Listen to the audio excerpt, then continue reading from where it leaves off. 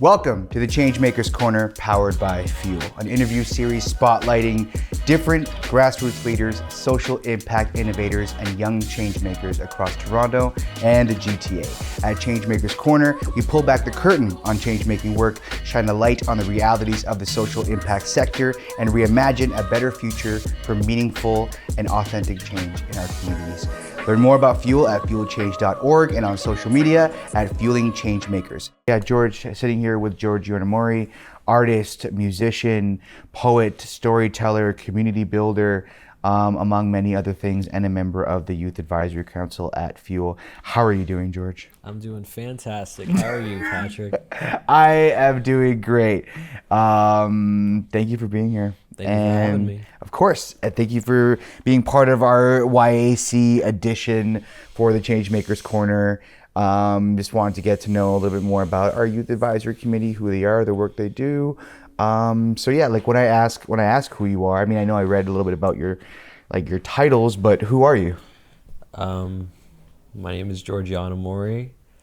I identify as a flesh automaton animated by neurotransmitters. I write poems sometimes. I wrote a book once. I got a contract to publish it, but it turned out to be scummy, so I'm not going to take it. I'm a big fan of the color orange for no particular reason, probably because it sounds like George. And yeah, it's about me. Mm-hmm. Yeah. Do you have any hobbies or passions beyond or not, related to the things you've mentioned? I really like escapism. I feel like escapism is my biggest hobby right now.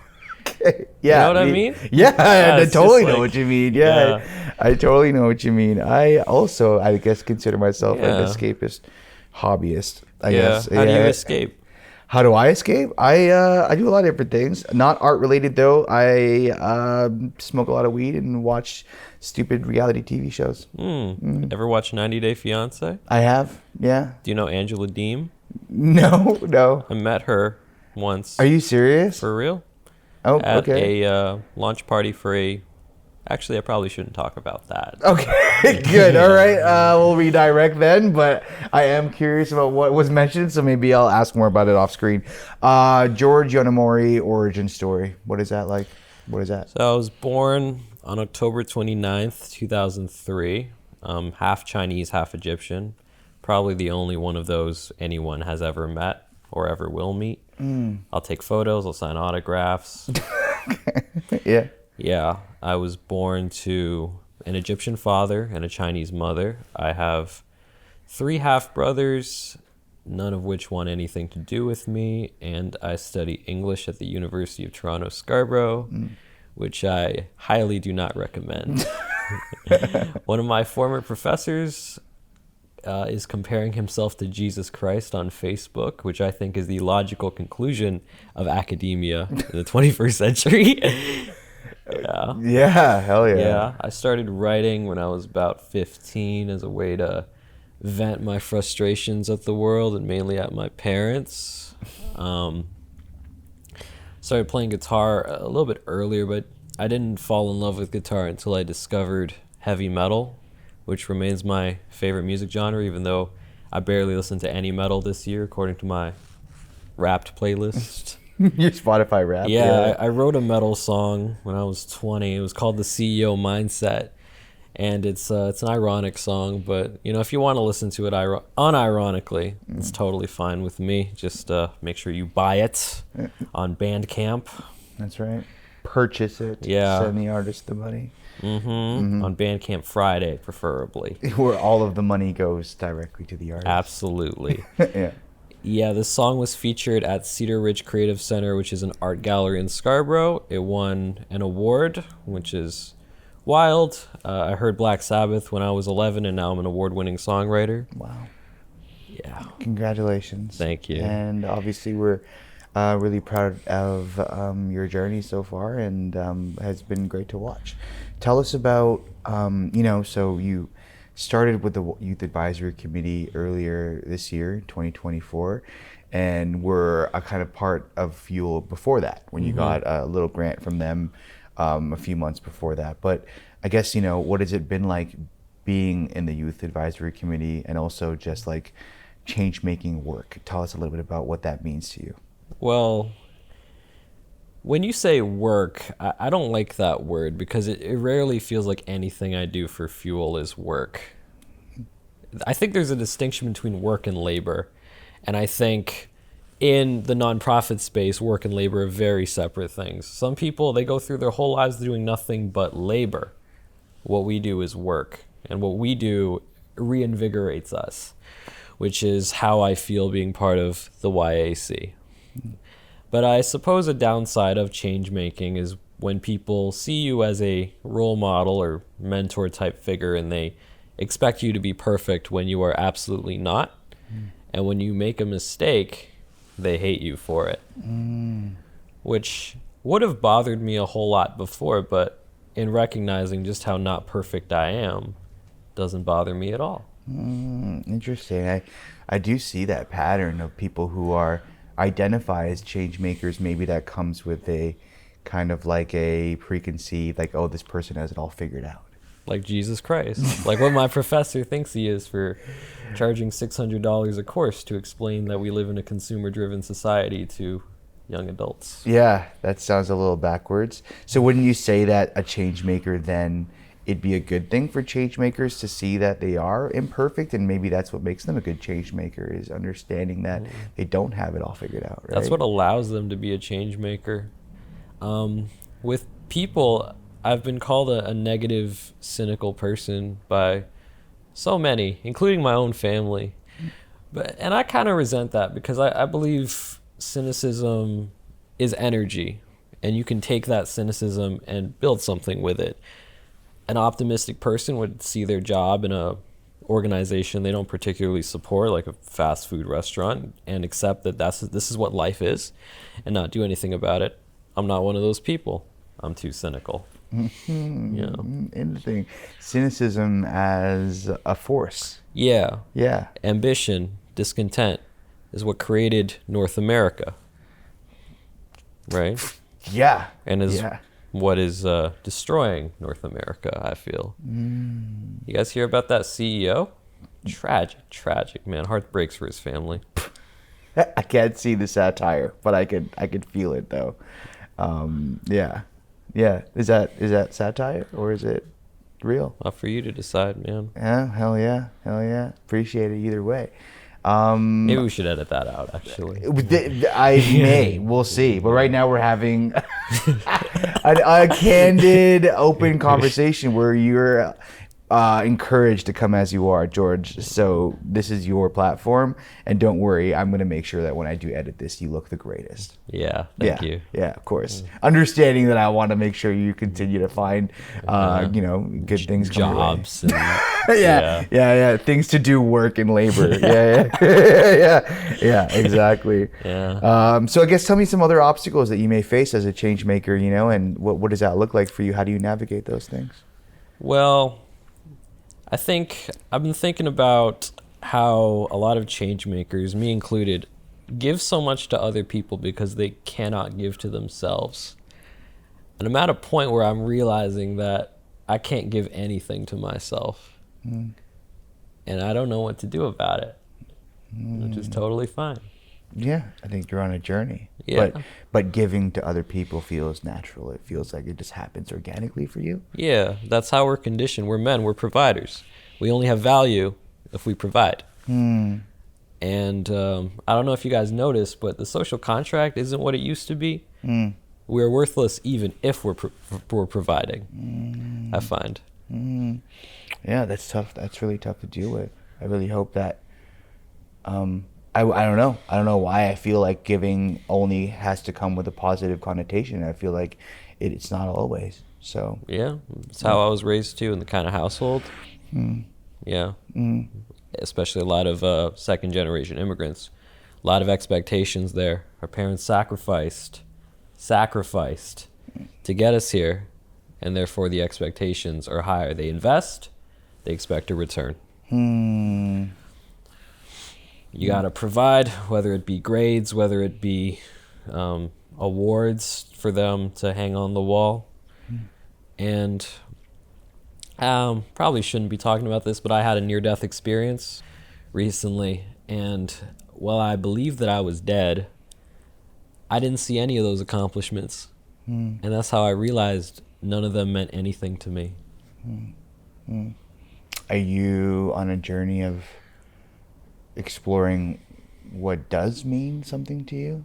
Yeah. Is that something you want to be on, like a journey like that? Yeah. Yeah, I like this conversation. Me too. Yeah. Yeah. I'm very grateful that you're here. Yeah, thank you for sharing. So I'm going to change the gears a little bit. Yeah. Okay. I know that in a lot of what you work, in a lot of your, not even just work, the things you make and the things you say, you often comment on the lack of sustainability in nonprofit and in art. I'm curious to know what that is to you. What is your opinion on those things? Maybe is there a different way of doing things that is more sustainable? Sustainability in the arts. I feel like if you orient your identity around how other people perceive you, it's bound to be unsustainable, which is what I would do a lot in my old life, is what I would call it. I really do feel like I was reborn. Yeah, social media is terrible. I can't believe an educated society would knowingly give billionaires so much control over our self-worth, interpersonal relationships, etc. Just insane that we let that happen, especially for young people, like children. Yeah, totally unsustainable. I used to orient a lot of my self-worth on how other people would perceive me, which is contradictory because I'm a metalhead. Metal is inherently abrasive, alienating. It's not meant for everyone. The short film I made this year, Primordial Divinity, that screened at 2 events, one even all the way in Edmonton. It's a completely insane short film that has no mass market appeal. But I enjoyed making it, and I enjoyed the few people who liked watching it. They watched it, and they thought it was cool, and the music was cool. It's on Spotify. It's on Bandcamp. There's another promotional moment, yeah, on Bandcamp.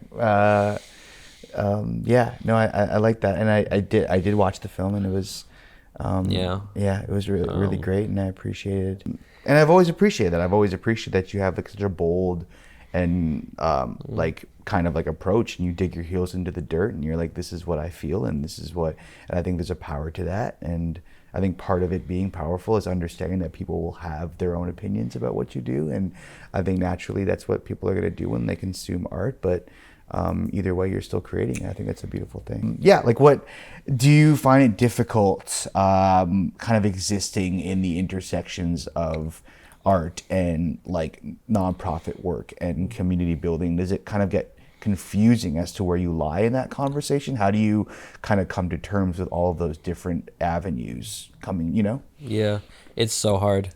In my mind, nonprofit work and artistry are kind of completely contradictory. Oh, interesting. Yeah, because art is not always positive. A lot of my art is very negative. It's very angry. But when you're in a nonprofit space, you're not supposed to be angry. You're supposed to be a provider. You're supposed to be warm and inviting, which is the opposite of what my work is. So I'm doing these workshops, and I'm looking through my array of poetry, and I'm like, can't show that, can't tell that story, can't tell that story, can't tell that story. It might make someone sad. It might make them not want to come to my business. And nonprofit, it's inherently unsustainable, completely unsustainable. It's businesses run by people with no money to serve people with no money. And we're fortunate to have the grants that we've had, and eternally grateful to have done what we did with them.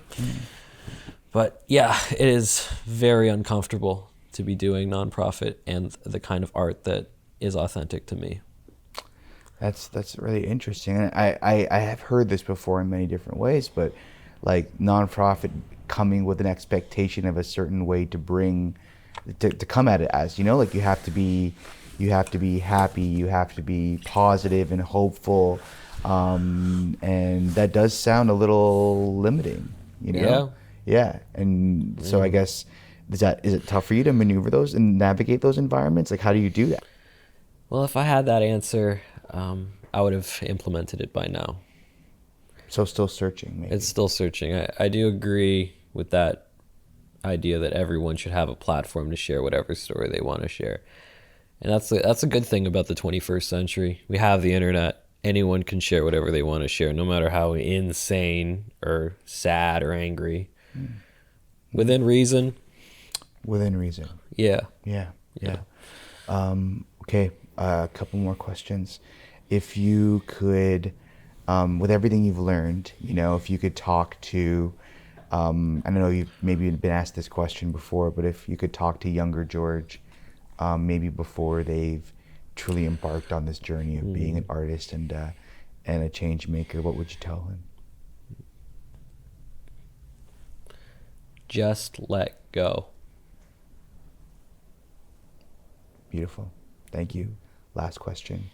What does the future look like? Are you working on things? It could be work-based, or it could be just in general for George. What does the future look like? What do you want it to look like? Well, in my old life, I was something of an overachiever. Technically, I still work 4 jobs, which is, I think, the 21st century standard at this point, especially for Toronto. Yeah, I live with my parents, but I always felt like I wasn't doing enough. And when I was lying there in that hospital bed, looking back on my life and seeing nothing, I realized that kind of lifestyle is garbage and needed to end and should have ended years ago. So what is the new lifestyle? A lifestyle where I can exist and not feel guilty about it. Yeah, I think a lot of people deserve that. I think anyway, everyone does, Yeah. In a way, as I suppose I'm middle class or upper middle class. I live in Scarborough. We live in the suburbs. Never had any financial problems. There's a lot of guilt, especially if you go online. There's always prompt to donate to this genocide. We support 5 different genocides just by waking up every morning. It's the nature of the business, which I call life. Wow. Yeah, so there's a lot of guilt in that. You go on social media, there's always something you could be supporting. There's always something you can be doing. Again, social media is it's an algorithm. We are a generation raised by algorithms. Yeah, we are. Yeah. The average person on the street hasn't had an original thought since they were born. Maybe that's an exaggeration, but no, I mean. I can appreciate hyperbole. I understand where that plays a part in a storyteller's approach too. So yeah, thinking about politics, the why everything's so extreme, why there's no middle ground anymore. It's either 100% this way, 100% that way, and that's not how the world's supposed to work. That's not how, everyone has borderline personality disorder these days, including me. I was diagnosed with it twice. If you don't know what that is, it's where you see the world in binaries, and it's a response to being abused, usually as a child, to where you can only see this is 100% good, this is 100% bad. It's a defense mechanism. It simplifies the world, which is when you're scrolling on your phone, you want the world to be as simple as possible. You don't want to think. No one ever thinks anymore. Our educational institutions explicitly dissuade people from thinking. And that's why if you go to that professor and look at his Facebook and the comments under the post where he literally compares himself to Jesus Christ, his former students are saying, "Go off, King." Okay. Wow. I paid him $1,800 for 3 courses. Oh my gosh. Yeah. It's very relatable. George, I'm very appreciative of, just you in general, but also your takes. And I think there's a lot of bravery that goes into how you tell stories, and I'm very appreciative of it. Thank you very much, George, for sitting down and talking with me. Thanks for having me, bro. Absolutely. All right.